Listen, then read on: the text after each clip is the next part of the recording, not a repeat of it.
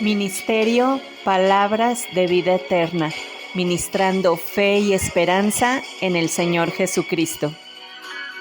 Comentarios, reflexiones y exhortaciones tocantes al libro de Lamentaciones, por Noé Castillo, de Pachuca, Hidalgo, México. Aquí estamos para el tercer mensaje que habla sobre lamentaciones.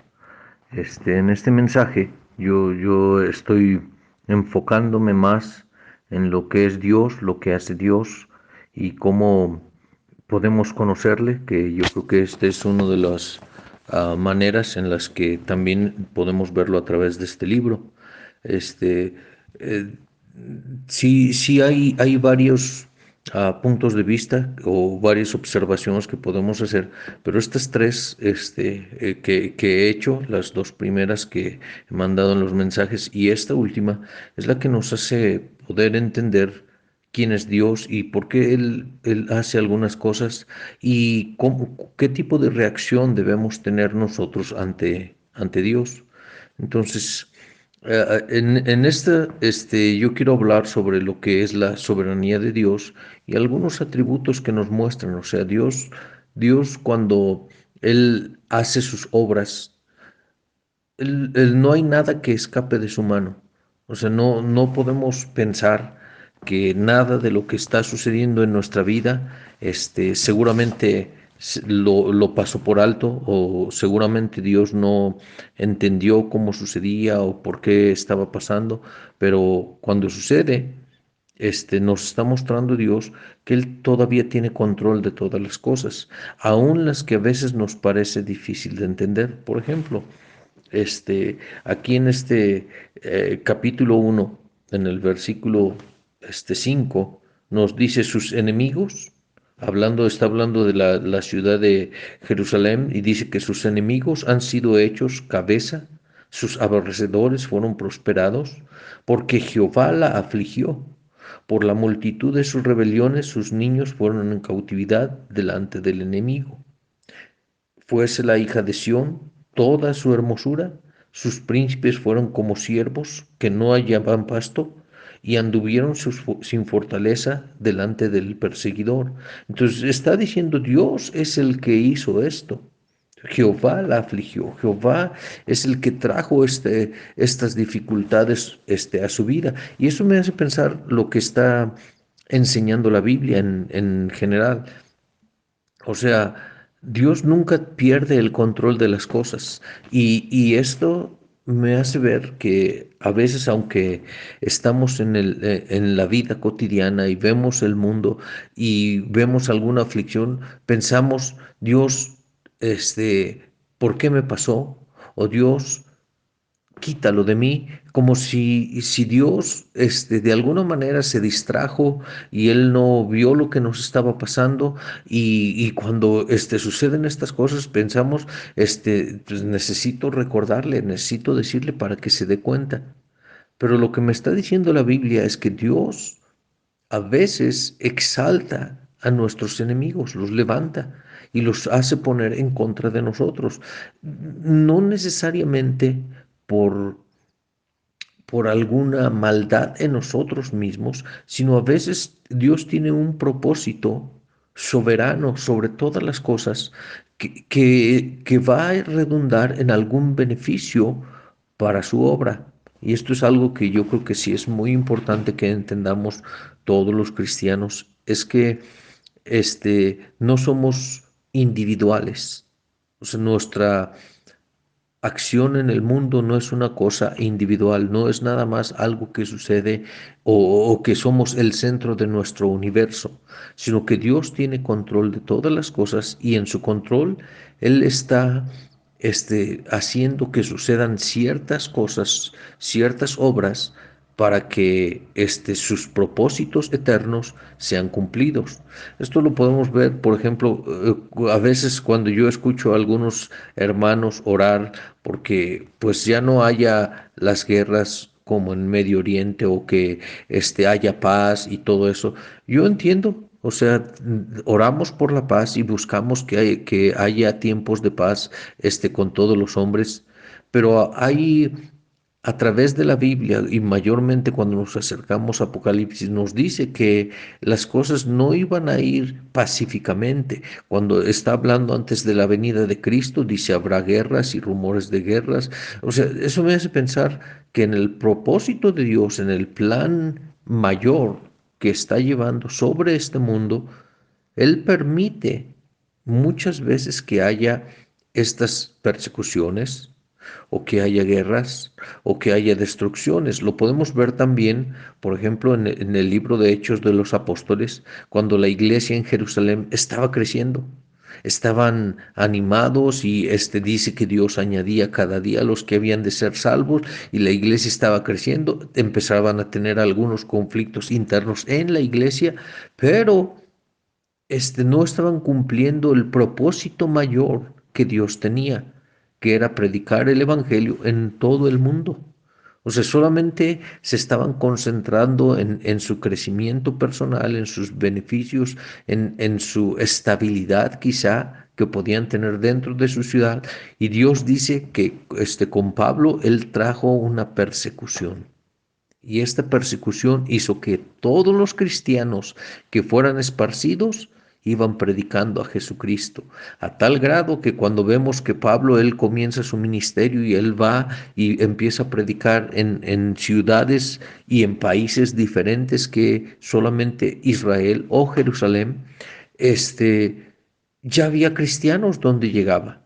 Ya había personas que tenían el conocimiento de Cristo, algunos bien, algunos no tan bien, pero ya se había extendido este mensaje a muchas partes del mundo. Quiero decir, el propósito eterno de Dios, su plan y diseño desde el principio de la creación, cómo él planeó que iba a suceder las cosas en la historia, se iba cumpliendo. Y aquí podemos ver claramente que Dios, cuando él quería hacer algo con la nación de Israel, él trajo aflicción y él levantó o exaltó a los enemigos de Israel. También en el versículo 10 nos dice, extendió su mano el enemigo a todas sus cosas preciosas, y ella ha visto entrar en su santuario a las gentes de las cuales mandaste que no entrasen en tu congregación. Pero si leemos el final del versículo 9, dice, mira, oh Jehová, mi aflicción, porque el enemigo se ha engrandecido. Ahora, la pregunta sería, ¿quién engrandeció al enemigo? O de veras Dios perdió el control de las cosas y se salieron de sus manos y él no pudo ah, someter a los enemigos para proteger a la nación de Israel, o fue el mismo plan de Dios que él quiso levantar a sus enemigos y exaltarlos. Esto es una verdad que muchas veces nos es muy difícil entender, porque no pensamos que en los planes de Dios puede estar el afligirnos. O sea, nos gusta escuchar cómo Dios quiere bendecirnos, cómo Él quiere proveernos y cuidarnos y que somos la niña de sus ojos y que estamos siempre con un aprecio, con un amor, como dice la Biblia, amor eterno que nos ha amado, pero nunca llegamos a pensar que en ese amor eterno con que Dios nos ha amado, Él no hace sin razón. O sea que Él tiene motivos muy específicos para traer aflicciones o para traer dificultades a nuestra vida, cosas que nos pueden hacer despertar o entender algún mal que estamos viviendo. Entonces lo vemos así a través de la Biblia. Él exalta a quien quiere. No podemos pensar que si nuestros enemigos están prosperando, entonces, Dios no está de acuerdo en esta cosa. Hasta el mismo rey David, cuando él estaba siendo, perseguido por Semeí, y le estaba maldiciendo y aventando rocas y polvo, para maldecir a David, David dice, pues Dios le ha dado que maldiga. O sea, ¿por qué vamos a ir y matarle si Dios le ha dado que maldiga?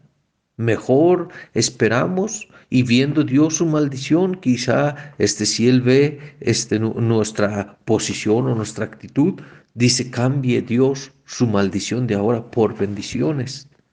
Es, es una madurez o un crecimiento que tenía David en el cual él pudo entender que no se salían de control de las manos de Dios las circunstancias en las cuales él estaba viviendo. Todavía Dios tenía el control y él permitía que vinieran aflicciones o que levantaran enemigos y que prosperaran en contra de David para que él pudiera ser exaltado. Ahora, eso me hace pensar entonces que todo lo que Dios tiene son planes, son designios, son metas que quiere lograr a través de la historia. Por ejemplo, dice aquí mismo en el capítulo 2, el versículo del 5 al 9, dice, ¿fue el Señor como enemigo? Destruyó a Israel. Destruyó todos sus palacios, disipó sus fortalezas y multiplicó en la hija de Judá la tristeza y lamento, y quitó su tienda como de un huerto, destruyó el lugar de su congregación. Jehová ha hecho olvidar en Sión solemnidades y sábados, y ha desechado en el furor de su ira al rey y sacerdote. Desechó el Señor su altar, menospreció su santuario, ha entregado en manos del enemigo los muros de sus palacios. Dieron grita a la casa de Jehová como en un día de fiesta. Jehová determinó destruir al muro de la hija de Sión, extendió el cordel, no retrajo su mano de destruir. Hizo pues se lamentara el antemuro y el muro, y fueron destruidos juntamente. Sus puertas fueron echadas por tierra, destruyó y quebrantó sus cerrojos. Su rey y sus príncipes están entre las gentes donde no hay ley. Sus profetas tampoco hallaron visión de Jehová. Sentáronse en tierra, callaron los ancianos de la hija de Sión, echaron polvo sobre sus cabezas, ciñéronse de saco las vírgenes de Jerusalén, bajaron sus cabezas a tierra. Ahora está diciendo, Dios lo hizo, pero ¿cómo lo hizo? Pues trajo al rey de Babilonia y hizo toda esta persecución a través de gente que eran enemigos de Israel. Eso quiere decir el plan de Dios, el propósito que él tenía sobre su nación y lo que él quería buscar de ellos, quería conseguirlo. Y para eso él tiene control sobre todo el mundo. Nosotros a veces llegamos a tener esta actitud de que Dios perdió el control. Por eso a veces nuestras oraciones, cuando llegan delante de Dios, las hacemos pensando que Él ha olvidado, que Él no está viendo las cosas que nos pasan. Pero esto es interesante porque Dios sí sabe. O sea, no es como si algunas cosas él no las está observando. Ahora, Él sí quiere que oremos. Como nos dice al final de este pasaje, que se callaron los ancianos, todos ellos estaban en silencio. O sea, Dios está buscando una respuesta de su pueblo, algo que debe hacer la nación salvada como reacción a lo que están viviendo. Y eso es lo que Dios está provocando. A veces, quizá como en el tiempo de Nabucodonosor, cuando él ya llegó a un punto en el cual se estaba exaltando demasiado, dice que Dios lo hizo comer pasto, como los bueyes, hierba. O sea, no es difícil para Dios cambiar las circunstancias que pueden dar al hombre estabilidad o bien, o hacerlos madurar o quebrantar el corazón de personas. Esto es lo que muchas veces no entendemos, pero es importante que podamos apreciar que Dios nunca pierde el control. Él exalta a quien quiere, pero es porque Él tiene propósitos. Y debemos entender, los propósitos de Dios no son Como dicen algunos cristianos, Dios tiene grandes planes para ti, como si nuestra vida o nuestras metas individuales son los grandes planes de Dios que quiere hacer, que quiere bendecirnos o prosperarnos o enriquecernos. Estos no son los grandes planes de Dios. Su propósito mayor, si tú lo puedes ver a través de toda la Biblia, es salvar la humanidad. Mientras más pueda Él salvar, más gente pueda rescatar. Ese es el plan de Dios. Entonces, por eso, aun cuando Él dice que si oramos, debemos orar conforme a su voluntad. Esto me hace pensar en el entendimiento que cristianos debemos tener de la voluntad de Dios, de la forma en que Dios piensa, en que Él está haciendo las cosas y por qué lo está haciendo. Debemos pensar que su interés no es nada más hacer sentir bien a la gente. O sea, es una buena vida la que nos da Cristo. Él dijo que Él vino para que tengamos vida y la tengamos en abundancia. Habla de una vida de gozo, de plena, estando en la salvación de Cristo. Pero no es solamente el gozo individual de las personas lo que Dios quiere. Su meta mayor es la salvación. Y si estamos siendo parte de esta salvación de la humanidad, Él tiene propósitos específicos con algunos. Quizá para algunos será como hizo con este Jonás, que lo quebrantó, lo humilló, le hizo aprender el valor de las personas, porque le pone esa calabacera y se la da para que tenga sombra y luego la destruye para que pueda ser quemado por el sol. Y él dice, ay, mira cómo le pasó a la calabacera.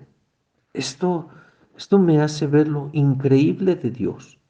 O sea, él quería enseñarle una lección a Jonás y Jonás lo aprendió.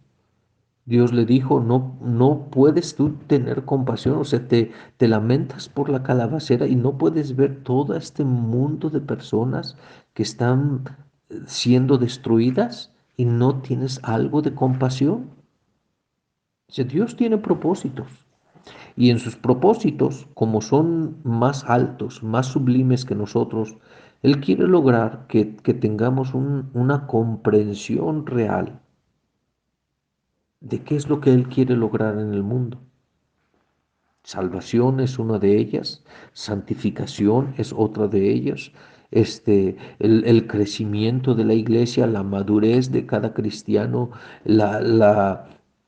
el servicio dentro de la congregación, la adoración o el honrar a Dios constantemente en nuestra vida, el que podamos aprender a tener caridad y tener misericordia unos de otros, que podamos aprender a vivir en nosotros mismos practicando la, los atributos que Dios ha mostrado hacia nosotros como el amor, la paciencia, la benignidad, la bondad, la fe, mansedumbre, estos que llama frutos del Espíritu, que nosotros podamos manifestarlos al mundo. Y si para aprenderlos necesitamos ser afligidos, entonces Dios tiene o Él cuenta con las herramientas necesarias para lograrlo. Ve lo que dice el capítulo 3, versículo 43 al 47.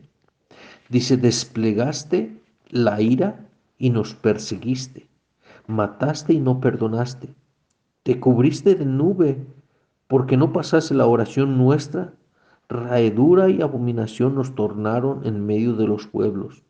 Todos nuestros enemigos abrieron sobre nosotros su boca, temor y lazo fue para nosotros asolamiento y quebrantamiento. Es interesante, pero cuando está yéndonos bien todo, aunque decimos que necesitamos a Dios, s- nos alejamos de Él en algunos sentidos. O sea, no somos tan fieles en orar, no somos tan fieles en buscarle o en ser agradecidos, porque A veces no valoramos lo que tenemos. Algo que no valoramos en México es la libertad que tenemos o el hecho de ser protegidos, de no estar viviendo guerras o tener que ver a nuestros familiares tener que partir como soldados y morir en algunos lugares. Nuestros soldados muchas veces son utilizados como campesinos, plantando árboles, ayudando a gente en desastres. Entonces no lo vemos como un gran riesgo. Sí, hay el narcotráfico y todo y causa bajas, pero no lo pensamos que es como una grande guerra en la cual están muriendo cientos o miles de personas. Solamente vemos estas tragedias como una parte ocasional o trágica en la vida de algunos, pero no hemos tenido guerra en nuestras colonias o en nuestras calles. No hemos tenido que pasar persecución o hambre como pasó con esta nación de Israel, que fueron afligidos o quebrantados a tal grado, dice que las mujeres pías, las más justas, devoraron a sus hijos.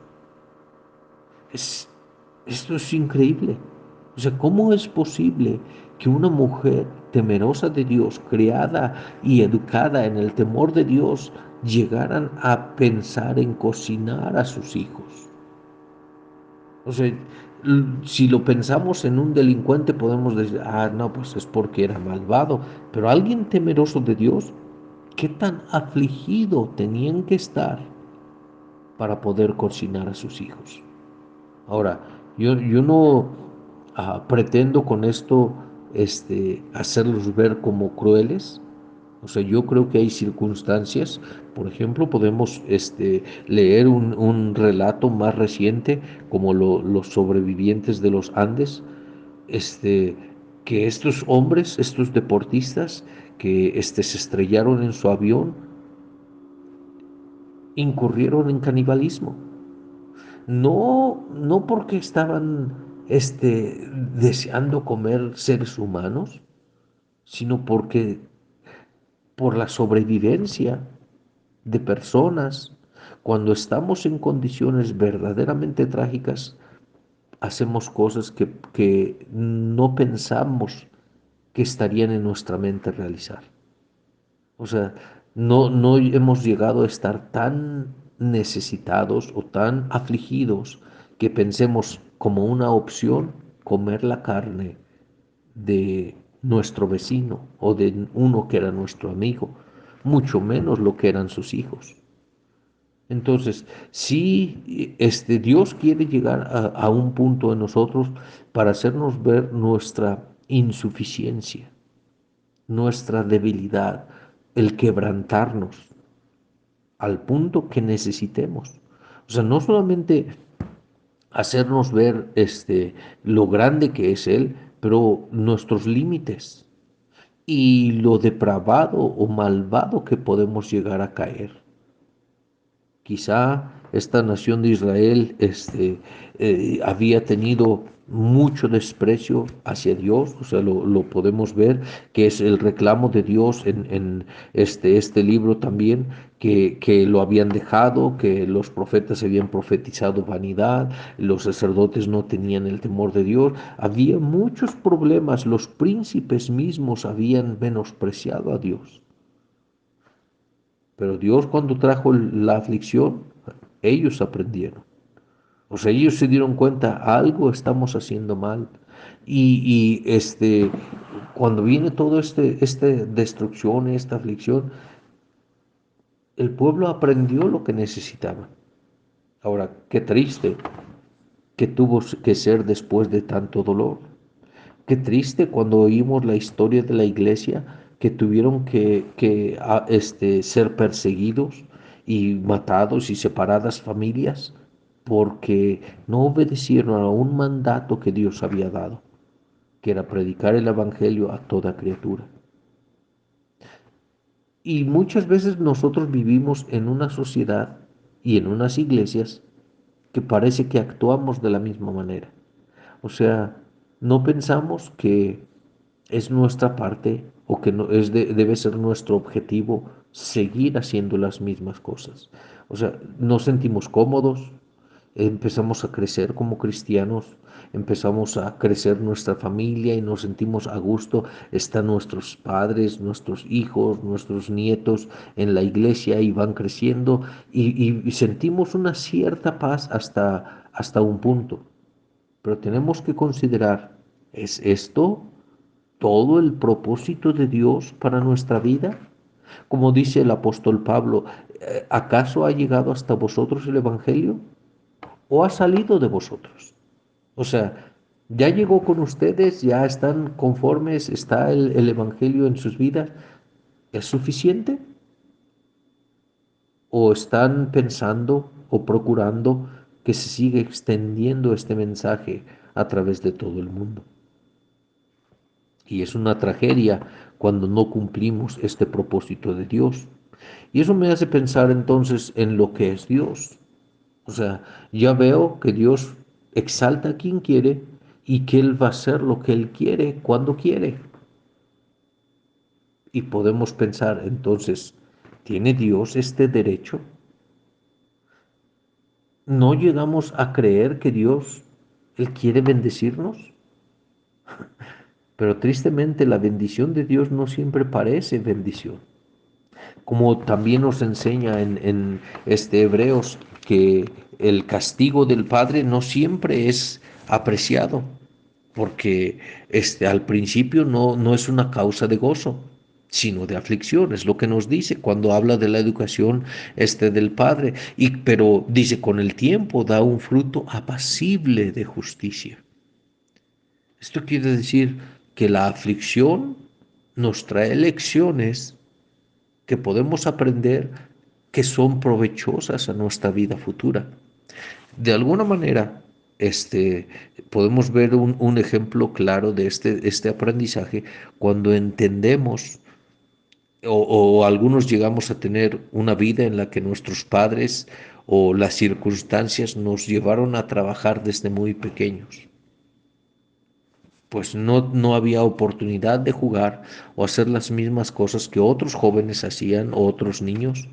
No teníamos la misma diversión o las actividades. Pensábamos que nosotros estábamos siendo miserables, pero cuando veo la vida a través de los ojos del tiempo y puedo ver el beneficio que ha sido hecho a los que aprendieron a trabajar desde chicos, algunos, como yo, que yo conozco, que tienen una corta edad, que tienen una estabilidad económica, yo puedo pensar, pues qué bien que aprendieron, qué triste los que están de 35 años y están viviendo en casa de sus padres y no tienen estabilidad ni laboral ni emocional, porque no tienen trabajos para ellos mismos. No, es una cosa que está mal, pero es porque llegamos a suponer que esas aflicciones no debían de pasarnos, o esas dificultades cuando éramos chicos que no debían pasarnos, pero pasaron y aprendimos lecciones valiosas. Algunos, yo recuerdo, y es algo que de alguna manera agradezco, por ejemplo, cuando yo me casé, yo no sentí una gran diferencia entre ser soltero y ser casado. O sea, yo ya sostenía una familia, sostenía a mis hermanos, viviendo en León, estaba pagando renta, estaba pagando, cubriendo lo de las comidas, haciendo comidas, lavando mi ropa, haciendo muchas cosas como sosteniendo una casa. Entonces, cuando yo me caso, pues hasta de alguna manera hasta redujeron mis gastos porque les dije a mis hermanos, ahora les toca a ustedes encargarse de su vida y yo me encargué de la mía. Y tuve mi esposa, tuve mi matrimonio y no tuve esos gastos extra que eran por sostener a otras personas, sino que redujeron. Sí, comenzamos de cero, no había muchas cosas en cuanto a muebles y eso, pero Era un buen tiempo, no era algo difícil. Como para algunos les cuesta trabajo, ay, es que ahora tengo que ahorrar para la renta, ahora tengo que ahorrar para pagar la luz y el agua, porque nunca lo habían hecho en su vida. ¿Sí? Es una forma o un ejemplo de más o menos cómo vamos aprendiendo. Y ahora puedo decir, qué bien que pasé esas cosas. Qué bien que cuando era chico me decían, ¿sabes qué? Vas a ir ahora a tal ciudad y tienes que, te voy a enseñar una vez, la siguiente tienes que ir tú solo. Y ahora yo puedo casi aprender a ubicarme en cualquier lugar que voy y reconocer las rutas y saber cómo llegar. Mm, Eso como que hay una atención especial que yo estoy poniendo en esas instrucciones. Pero este beneficio no fue algo que recibí gratuito. Hubo un tiempo que quizás yo no lo quería, que yo estaba pensando, pues, ¿por qué no divertirme como mis amigos? ¿Por qué no pasar el tiempo y hacer las cosas que ellos hacían? Somos criados diferentes y tenemos propósitos diferentes en la vida. Sin embargo, tenemos que entender como cristianos que el propósito que tiene Dios en nuestra vida es superior. Ahora, si estamos aprendiendo de lo que está enseñando este libro de Lamentaciones, él nos está enseñando que Él hace lo que quiere cuando Él lo decide para que podamos a valorarle a Él como Dios.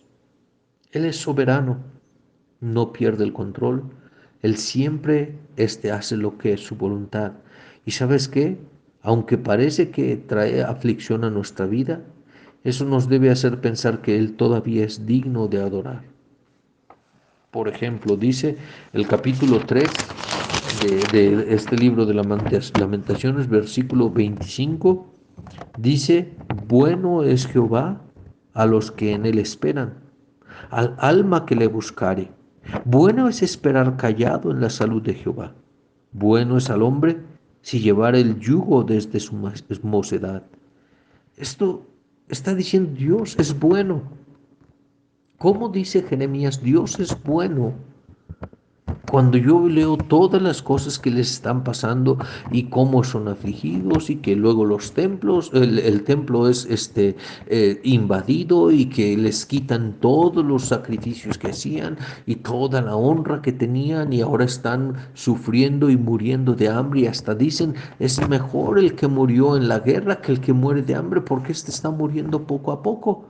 Y luego algunos que sobrevivieron dicen de ellos que pues les fue dado algo de comida para entretener la vida. Eso se me hace muy terrible, mucha aflicción. Pero dice Jeremías, Dios es bueno. Él no ha cambiado su esencia. Dios sigue siendo bueno. Aunque nosotros vemos aflicción en nuestra vida, como decía también el salmista, aunque me mates, aunque Él me matare, en Él esperaré. Dios sigue siendo bueno, Dios sigue siendo digno de adorar. Capítulo 1, versículo 18 nos dice, Jehová es justo, que yo contra su boca me rebelé. Oíd ahora, pueblos todos, y ved mi dolor. Mis vírgenes y mis mancebos fueron en cautiverio. Jehová es justo. ¿Cómo podemos pensar? Él es justo cuando trajo toda esta aflicción, ¿verdad? Porque nuestra vista es demasiado corta. Solamente vemos en el mal momentáneo que recibimos y no pensamos en el mal que llegamos a hacer. Esto mismo pasa cuando tenemos un problema entre hermanos. Yo veo las cosas desde mi perspectiva y en mi perspectiva yo me justifico, porque yo sé si lo hizo con buena intención o con mala intención. Y aun si lo hiciera con mala intención, me justifico o lo trato de poner en una luz que yo no parezca tan malo. pero Dios es justo, sabe exactamente las cosas. Él conoce las intenciones del corazón y si Él nos trae cierta aflicción, debemos considerarla y valorarla y pensar, Dios es justo. Yo creo con sinceridad que muchas veces mis papás me castigaron menos de lo que yo merecía. Yo creo que Dios no me ha pagado conforme a mi maldad, aunque Él es justo, Él ha sido benigno conmigo. Ve también capítulo 5, versículo 19 al 21. Dice, mas tú, Jehová, permanecerás para siempre, tu trono de generación en generación. ¿Por qué te olvidarás para siempre de nosotros y nos dejarás por largos días? Vuélvenos, oh Jehová, a ti y nos volveremos. Renueva nuestros días como al principio. Está diciendo, regrésanos a ti. O sea, obra en nosotros, cambia lo que necesita ser cambiado para que podamos regresar a ti. Eso me hace pensar que Jeremías entendía completamente, aparte de que Dios es justo y Él es bueno, Él es misericordioso, lo dice en el capítulo 3, ¿no? Versículo 22, que es por la misericordia de Jehová que no somos consumidos, porque nunca decayeron sus misericordias, y que la intención de Dios no es deshacerse de nosotros. Esto lo podemos ver a través de la Biblia. O sea, a veces llegaba al punto la nación de Israel que Dios decía, ya, ¿sabes qué? A Moisés le dijo, te voy a poner mejor sobre otro pueblo. Pero también Moisés le recordaba la promesa de Abraham. Tú dijiste, tú prometiste a Abraham.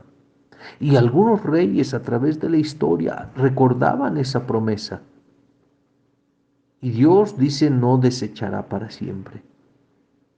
Eso me hace pensar que Dios, a pesar de todas las aflicciones que puede permitir en nuestra vida y que trae aflicción hacia nosotros, todavía su propósito es para volvernos a Él, para hacernos recapacitar, para despertarnos de nuestra maldad y volver nuestros ojos a Dios. Él quiere que los cristianos reaccionemos adecuadamente a lo que es correcto, que nos acerquemos a Él, busquemos su rostro y podamos apreciar quién es Dios. Él todavía merece ser alabado, merece ser exaltado, porque Él es Dios sobre todas las cosas. Nosotros solamente somos hombres y hombres que necesitamos aprender, que necesitamos crecer, madurar y muchas veces la aflicción es lo que nos trae o nos hace aprender las lecciones necesarias para nuestro crecimiento espiritual e individual, para que entendamos que el propósito de Dios es mucho más grande. La iglesia no solamente es la vida de un individuo, esto tiene que ver con el propósito de toda la congregación. Dios quiere utilizarnos y quiere que volvamos nuestros rostros a Él para poder ser utilizados y bendecidos en nuestra vida. Esperamos que este video haya sido de exhortación y si te ha bendecido, compártelo. Ministerio Palabras de Vida Eterna, ministrando fe y esperanza en el Señor Jesucristo.